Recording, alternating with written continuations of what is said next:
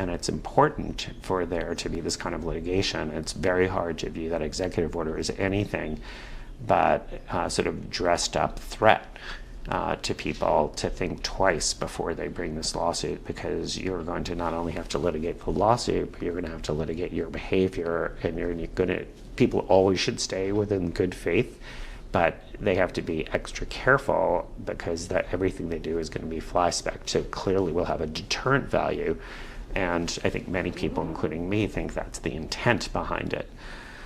And so that's sort of a second piece, which is to have law firms being sort of subjected to scrutiny and knowing that if they bring and stand behind people, they could be subjected to scrutiny. You have lawyers being told their conduct is going to be fly-specked. Again, if there's discrimination, if there is bad faith, fair game. But again, you have to be really, that's a very small percentage. That's not like a huge problem out there.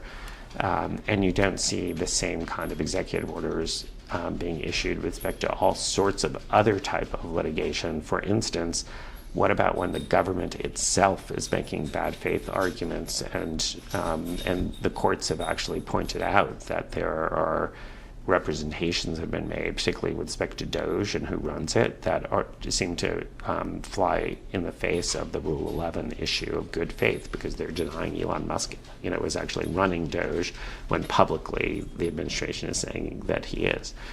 So with that kind of discrepancy, it's hard to view this as anything other than a ruse to make sure that they are dampening the ability of lawyers to do their job and to challenge administration actions. And then the final thing is really trying to get at the judges.